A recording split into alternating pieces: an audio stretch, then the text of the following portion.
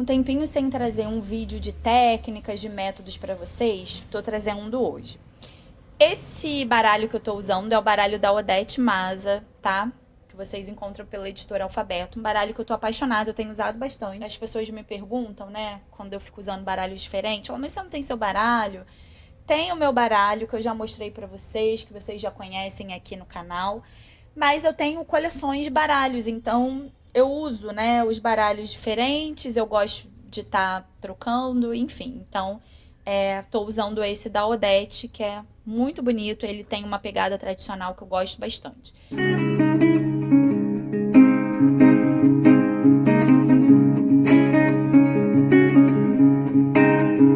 Esse jogo é para você ver os caminhos do seu consulente. Então, como estão os caminhos do seu consulente em esferas diferentes? Vocês notem que algumas casas têm duas cartas e eu vou explicar para vocês por quê. Bom, a casa 1 é uma casa que ela fala sobre a energia atual, né? Como é que estão as coisas nesse momento, que aí a gente representa pela primeira carta, como é que estão as coisas nesse momento, e o que esse consulente pode fazer para poder melhorar a vida dele nesse momento.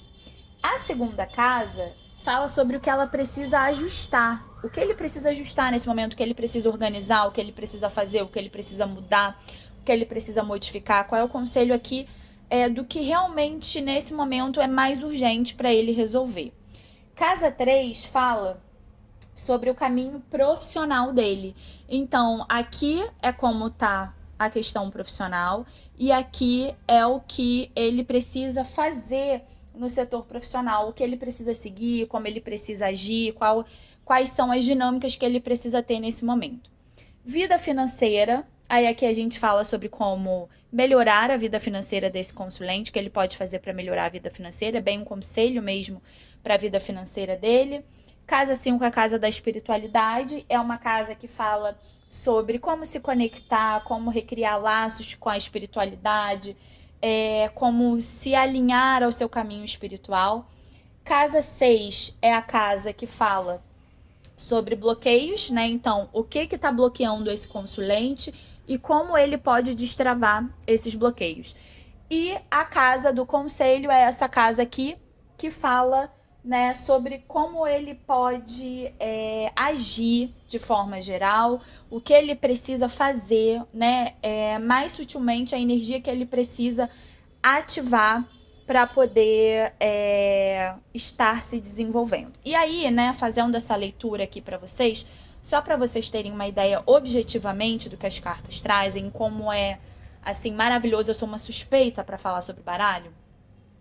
Nessa casa 1, a gente fala que o consulente ele pode estar reflexivo, pensativo, né, que ele pode estar preocupado com alguma instituição, alguma coisa mais material, mais concreta, pode falar também sobre órgãos governamentais. Então, aqui a gente tem uma estrutura que é física, que é material, é uma torre, né? Então, nesse momento ele está conectado ao plano material. Algumas pessoas veem a torre como plano espiritual, mas ele pode estar reflexivo demais, pensando demais, vivendo no plano mental demais. E aí, o conselho para ele aqui é que ele precisa se desligar desse pensar demais. Não é à toa, né, que o que precisa ser ajustado na vida dele é a carta das nuvens, ou seja, são as confusões, são as intempestividades, aquilo que não fica claro, aquilo que ele não consegue enxergar, ou seja, o mental dele, as confusões, as ansiedades, né, os estresses, toda aquela coisa mental, aquela névoa mental que se instala, não é à toa ele está pensando demais. Casa 3, né, o que ele precisa ajustar no campo profissional, como ele precisa organizar a vida profissional dele. Então, o caminho profissional dele está em mudança, está em evolução. Eu já sei que esse consulente é um consulente que está fazendo uma transição de carreira, então essa carta justifica a mudança, então ele está em progressão, ele está em desenvolvimento, ele está indo em busca de algo diferente, de algo novo, está mudando. A carta do navio é uma carta também que fala de comércios, de trocas, né? É uma carta que fala de uma economia girante, se a gente for pensar no comércio em geral, ou, por exemplo, a gente compra coisa da China, né? Shopee, Shein e outras lojas, né, que chegam aqui no Brasil por meio do porto, né, por meio das navegações, por meio dos containers. Então, representa também essa troca comercial. Mas aqui eu sei que ele está em transição de carreira, por isso também é legal você saber o que o seu consulente está vivendo, está enfrentando, né? Ter um contexto geral para que o jogo seja muito mais fidedigno e objetivo. Mas se você não souber também, vai dar certo, tá? E o que ele precisa fazer? Ser racional, trabalhar de casa, né?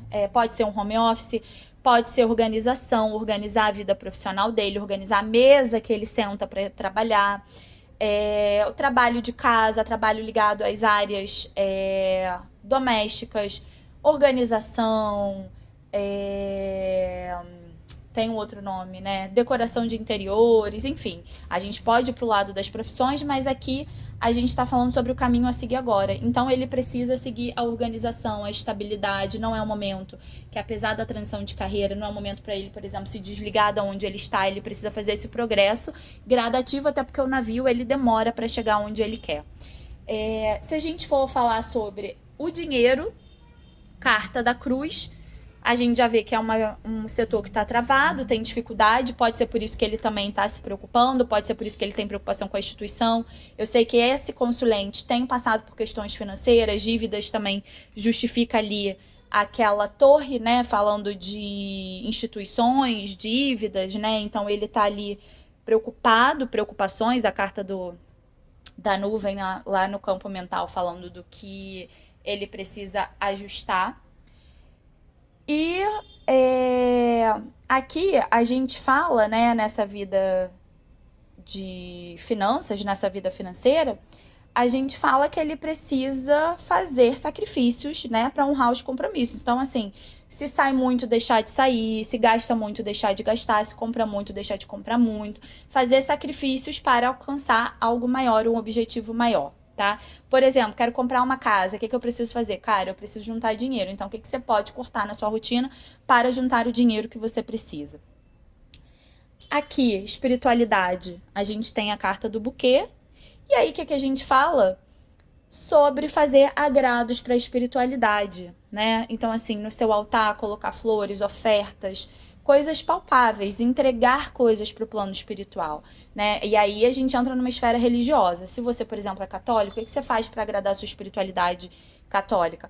Você tem no seu altar, você bota sua vela, você coloca suas flores para sua santinha, você vai fazer suas orações, você vai na missa, você vai comungar.